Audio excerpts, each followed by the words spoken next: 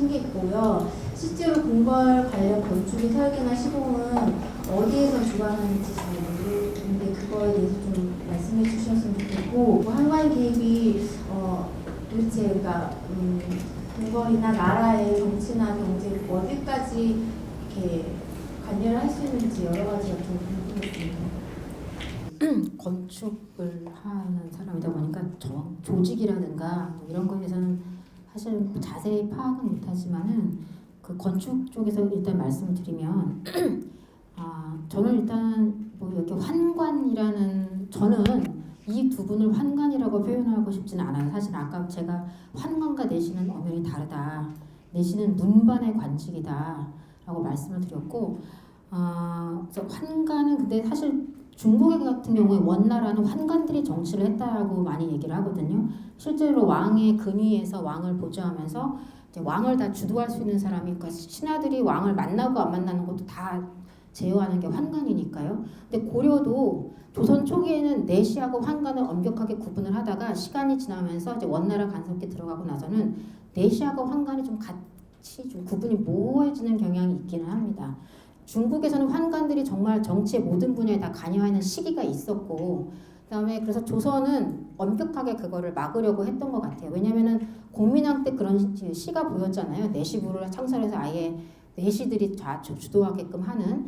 그렇기 때문에 조선에서는 환관들이 이렇게 주도하고 이러는 게 아마 찾아보시기 어려울 겁니다. 조선에서는 그 유자의 나라, 엄격하게 사대부들이 정치를 하고 오히려 사대부들이 왕을 이렇게 했던 나라이기 때문에 이런 다른 조직이 끼어들 수는 없었고요. 그 다음에 이제 대목수, 관청에 소속된 대목수들이 전적으로 도맡아서 했다라기보다는 사실은 대목수라는 표현 자체도 한 18세기 지나야지 나오는 거, 그전에는 이제 편수, 도편수라고 우리가 많이 얘기를 했죠. 그러니까 대목수라고 하는 것은 목조공사에 한해서만 그 사람이 이제 장을 맡는다는 의미인데, 편수나 도편수는 목조, 석조 전체까지 다 총괄적으로 아우르는 사람을 얘기해요. 근데 대부분의 그 역할은 우리나라가 아무래도 목조 건축이 많다 보니까 석공이라든가 와공보다는 목공들이 그걸 다 많이 맡아서 했습니다. 그러다 보니까 이제 목수들이 다 적구나라고 생각을 하는데, 실질적으로 궁궐이라든가 이런 걸 지으면서 도면이 없을 수는 없어요. 도면이 다 있고, 실제로 영조 같은 경우에는 도면을 올리면 본인이 직접 거기서 빨간색으로 뭐 이건 빼, 이거는 지어, 이거 너무 좁아, 넓어 이렇게 다 표시를 했을 정도로 도면을 그리고 다 설계를 하고 시공한 사람들이 있죠. 근데 지금은 뭐 목공이든 누구든 아무도 저희가 이름을 기억할 수 있는 분이 없기 때문에 그런 게 좀 어려움이 있고요. 그러니까 일개 환관이 결정적인 역할을 했다, 요거는 약간 지금의 관점에서 보시면 그럴 수 있는데, 고려 때까지만 해도 환관이나 내시가 엄청난 권력을 가진 사람들이었기 때문에 그 당시 사람들의 시선으로 봤을 때는 일개 환관이 아닌 거예요. 그리고 그 궁궐 관련 건축이나 설계 시공, 우리나라 같은 경우에는 이제 궁궐이 갑자기 이루어지는 공사잖아요. 도감이라는 거를 설치합니다. 도감이라는 건 임시기구 같은 거거든요. 그러니까 도감이라는 걸 설치해서 거기에 제조를 두고 그 밑에 여러 가지 뭐 낭청과 이런 관리들을 다 두어서 일을 시키는데, 조선 초기까지만 해도 박자청이나 김사행 이런 사람들이 제조를 해요. 근데 점점 시대가 지나면서 이제 성종대 지나고 이제 조선 후기에 오면은, 예를 들어 수원 화성을 지을 때 제조는 영의정 최재공입니다. 그러니까 이거는 최재공 선생님께서 가서 막 하진 않으셨을 거 아니에요. 그렇죠? 이거는 그 도감에 힘을 실어주기 위해서, 이 사람이 영의정의 말빨이 먹히는 기관이라는 거 힘을 실어주기 위해서 조선 후기로 가면은 제조를 영의정이라든가 판서 이런 사람들이 할 뿐이지, 실질적인 일을 하는 사람은 낭청이라든가 뭐 도청이라든가 그런 다른 사람들이 합니다. 한 가지 그냥 참고로 말씀을 드리면, 환관과 내시가 어느 정도였냐면, 태종 때 보면 태종이 이제 광현루를 좀 실직해 해서 오라고 환관한테, 내시죠, 내시 환관한테 자를 주고 좀 실직해 오라 그래요. 너무 엉망으로 실직을 해온 거예요. 그래서 다시 해오라 그러니까 이 환관이 자를 집어 던져요. 근데 이게 태종 성격에 있을 수 있는 일이 아니잖아요. 근데 그러면서 태종이 불같이 화는 내지만 어떻게 못해요. 또 한 번은 원경왕후의 왕릉에다 모시고 나서 반우라고 해서 이제 우리가 혼백을 다시 이제 궁으로 모셔오는 절차를 진행하게 되는데, 이 환관이 너무 힘든 거예요. 다리가 아프고 이거 그 혼을 태운 가마를 오다가 길거리 앉아서 쉬면서 땅바닥에 앉기 싫으니까 가마 위에 올라탔어요.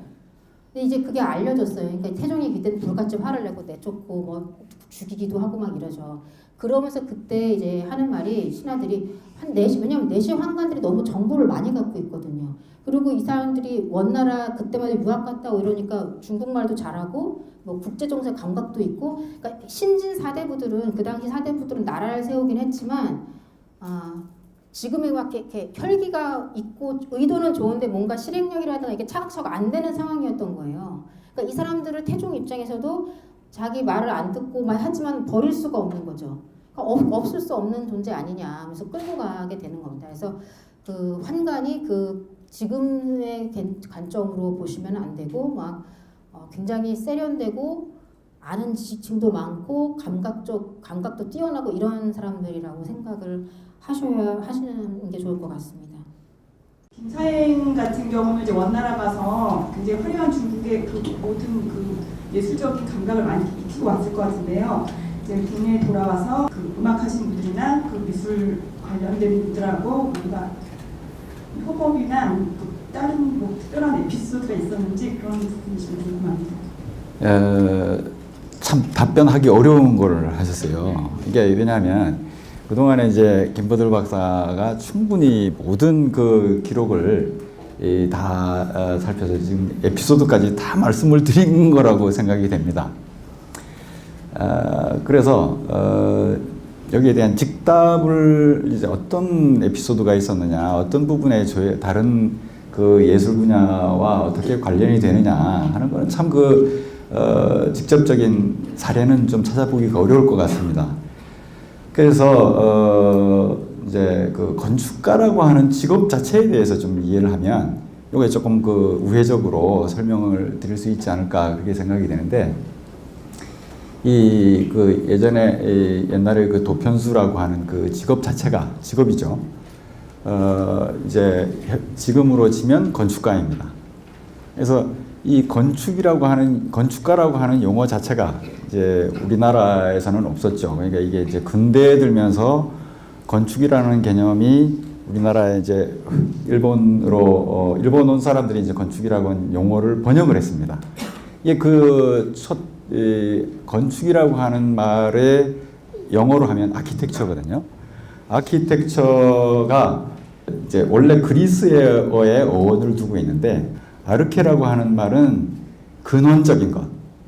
그 다음에 텍톤이라고 하면 지금 이제 우리가 테크닉이라고 하는 거 있죠. 이게 이제 어원이 변화가 돼서, 그러니까 그 건축을 아키텍톤이라고 하면 기술의 근원을 예전에는 이제 건축이라고 했다. 초창기에 이제 그리스 시대부터 있었던 그 기술이라고 하는 분야는, 건축이라고 하는 분야는 단지 집을 짓는 분야가 아니었습니다. 그러니까 모든 것을 만드는 행위, 그러니까 우리말로 하면은 짓는 것, 만드는 것, 그 근원적인 일을 하는 모든 사람들. 그러니까 쉽게 말해서 우리나라 용어 중에 짓다라고 하는 말이 있지 않습니까? 짓다.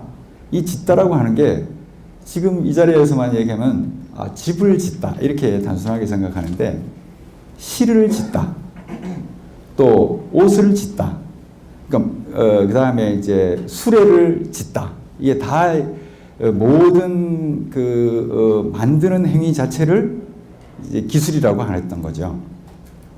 그래서 이제 그 그리스에서 만들어진 건축 십서라고 하는 책에 보면 집을 짓는 거, 도로를 만드는 거, 그 다음에 배너에 나오는 그 전차를 만드는 거, 농기구를 만드는 거, 이 모든 만드는 기술 자체를 건축이라고 했던 겁니다. 아키텍톤이라고.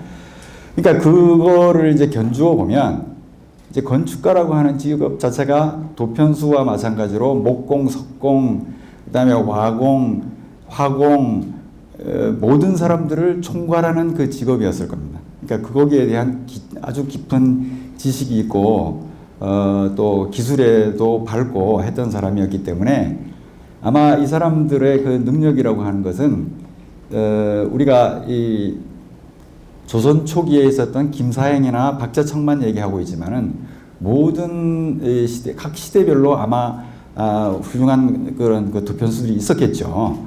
근데 이제 그 사람들은 사실 부각되지 못하고 원래 이 김사행도 그런 정도의 인물이었는지 모르는데 이제 새로 발굴이 되듯이 그래서 이 당시에 모든 그 건축 도편수라고 하면 어떻게 생각하시면 되냐면 미켈란젤로나 레오나르도 다빈치를 생각하시면 됩니다. 천재를 그 당대의 천재였기 때문에 어떤 단순한 에피소드를 들어서 얘기하는 것보다는 그런 능력의 소유자였다. 아마 이렇게 생각하시면 그 당시에 이 두 분의 그 능력이 어느 정도였는지 가늠하실 수 있지 않을까 그렇게 생각이 됩니다. 걸 내에서 어느 정도 입지를 가진 인물이었는지 또 탄핵과 그 다시 복귀를 굉장히 반복했던 인물이라고 들었는데 사실 건축이라는 게 혼자 힘으로 할 수 있는 부분은 아니잖아요. 그래서 혹시 걸레에서 그를 따르는 사람들은 없었는지 이런 것도 궁금합니다. 아까도 말씀드렸듯이 박자청과 이성계, 태조 이방원의 관계는 제가 좀 말을 좀 못해서 그런데 여러분들이 만약에 실록을 보시면 정말 이렇게 책을 딱 덮고 실록을 덮고 생각을 하게 만들 정도로 이거는 무슨 이렇게 남녀간의 연애 감정이나 사랑보다도 더 끈끈한 이 믿음이 있지 않으면 이럴 수는 없다라는 생각이 들 정도로. 그러니까 저는 사실 건축을 기사를 뽑기 위해서 실록을 다 읽은 거였는데 건축 아닌 다른 부분에 자꾸 눈이 가게 되더라고요. 인간적으로 이 사람을 막 이해하고 싶어지니까. 근데 박자청은 아까도 제가 잠깐 말씀드렸듯이 김사행처럼 정치력이 있었던 사람인 것 같지는 않아요. 그러니까 김사행에 대해서는 더 정보가 없지만 그래도 김사행은 몇 번의 위기를 막 잘 넘기잖아요. 관노에서 갑자기 또 막 다시 내시부 수장으로 복귀도 하고. 그러니까 아마 저는 김사행 어르신이 그러니까 왕자의 난이 일어났을 때도 자기는 안 죽을 거라고 생각했을 것 같아요. 다음날 바로 방면도 됐으니까. 근데 박자청 같은 경우에는 기록에 보면은 그 마지막에 졸기까지 사람이 인덕이 없다, 악랄하다. 심지어 제가 어떤 기사도 봤냐면 박자청에 대해서 박자청이 부하를 때리고 패고 술을 먹으면 싸우고 난동을 부리는 사람이었다라고 어느 분이 그걸 에피소드 쓰셨더라고요. 근데 박자청이 부하를 때린 거는 이유가 있어서 때린 거거든요. 그러니까 박자청을 사람들이 하도 무시하니까 어떤 사람이 이제 그 아주 직급이 낮은 사람이 무시하고 인사도 안 하고 이렇게 쳐다보고 가는 거예요. 그러니까 박자청이 이제 예의를 지켜라. 근데 안 지키죠. 근데 한 대 때렸어요. 그랬더니 이번에 신하들이 거꾸로 박자청이 밑에 사람을 때렸으니 박자청을 탄핵해야 된다는 그런 탄핵도 올라가요. 그러니까 태종이 그러죠. 아니 급이 얘는 3품이고 얘는 저기 7품인데 얘가 당연히 잘못한 거네. 이러면서 무마시키는 일부터 해서 별별 탄핵이 다 있거든요. 저는 그래서 박자청이 친구가 없는 거 아니야? 이런 생각도 했었어요. 근데 실록 말고 여러분 고전번역원 사이트 같은 데 가시면 선비들의 문집이 막 있어요. 박자청하고 친했던 사람 중에 독곡 성성린 선생과 성제 이직이라는 분이 있습니다. 이 세 분이 굉장히 사석에서 잘 만나셨던 것 같아요. 이직과 성성린은 되게 성성린 같은 경우에는 조선에서 최초로 서울시장을 하신 분이거든요. 조선에 들어와서. 그러니까 이분 같은 경우 세 분이 되게 잘 어울리셔서 실질적으로 제조의 역할을 할 때 박자청이 제조를 하지만 태종이 제조를 박자청 하나만 두지 않아요. 왜냐면 다 말 안 들을 걸 아니까 그 당시 영의정이라든가 좌의정 같은 사람 하나씩 같이 껴주거든요. 그게 이직하고 성선린이에요. 그래서 하루는 이제 이 사람이 이제 박자청이 여러 가지 공역을 한 것 중에 창고 짓는 일도 굉장히 많이 했어요. 한강 주변에다가. 그래서 용산강 근처에서 우리 만나서 술 한잔 하지 하고 보냈는데 이직이 몸이 아파서 못 나간 거예요. 그때 이제 성성린하고 둘만 만났어요. 그랬더니 이직이 시를 써서 보냅니다. 서운하다. 어떻게 나를 빼고 너희 둘만 놀았니? 다시 나를 잡자. 뭐 이런 식의 시를 보낼 정도로 친하게 지낸 사람들이 있었고 실제로 아까 그 발길질을 했던 의안대군 이화하고 나중에 잘 지내는 것 같아요. 왜냐하면 둘이 같이 제주로 임명되기도 하고 또 하나는 그 처음에 왜 태평관 때문에 탄핵당했을 때 대사원에서 그 엄청나게 그 상서를 올린 사람이 유정현이라는 사람입니다. 나중에는 이 사람하고 좀 절친이 되는 것 같아요. 왜냐하면 이건 제 추측이긴 합니다. 여러분들이 더 많이 상상을 좀 해주세요. 그 나중에 이 박자청이 공조 판서를 할 때도 신하들이 그냥 흥할 뿐이지 뭐 별말을 안 해요. 근데 태종이 이제 세종에게 왕위를 물려주고 상황으로 되고 난 다음에 그 여러 가지 공로를 인정하면서 박자청에게 참찬이라는 그 벼슬을 내립니다. 근데 참찬은 문관의 반직이에요. 그러니까 그동안은 박자청이 공조 판서를 해도 얘는 뭐 무반이니까 뭐 무인이니까 이러고 별 시럽지 않게 생각했던 거예요. 근데 이 사람은 드디어 문관이 된 거예요. 그랬더니 이제 그러면은 태종이 이렇게 하라고 하면은 대성과 사관원에서 알겠다, 우리도 그렇게 동의한다라는 동의서를 보내야 되거든요. 안 보내요.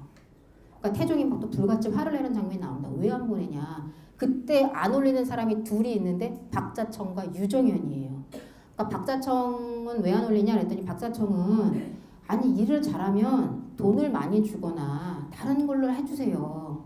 왜 문반관직을 줍니까? 문반관직만은 안 됩니다. 이건 그 당시 사대부들의 자존심 뭐 이런 거였던 것 같아요. 그래서 반대를 하고 그 대사원 양사에서 이제 허가를 안 해주는 기사가 나옵니다. 물론 태종이 나중에 다 이제 하죠, 자기 힘으로. 근데 그런 정도로 그러니까 실록을 보면은 그냥 이렇게 쭉 걸러서 보면 박자청 뭐 이렇게 해서 보거나 그러면은 그렇게 기사들이 나오지만 하나하나 이렇게 앞뒤를 보면은 아 이건 이것 때문에 탄핵된 게 아니고 요건 누구 때문에 같이 물려 들어갔구나. 그리고 아 요거는 이 이유 때문에 이렇게 됐었구나. 이런 게 조금씩 보여지거든요. 그러니까 박자청도 사람이 친구가 없었기만 한 건 아니에요. 이 사람이 제가 느끼면 이 사람이 어떤 정치적이라든가 뭐 이렇게 인간관계가 좋아서라기보다는 박자청의 우직함에 다 반하는 것 같아요. 김사행과 박자청을 욕하는 모든 실록이나 사료의 기록들이 뭐 내용에 보시면 이 사람이 뭐 돈을 뭐 이렇게 목재를 뒤로다 했다든가 뭐 사람을 어떻게 했다든가 부실공사를 했다든가 이런 말은 하나도 없어요. 뭐 다른 비위 사실이 있다거나 그러진 않거든요. 그러니까 이 사람의 우직함에 박자청의 우직함에 사람들은 반하지 않았을까 생각합니다.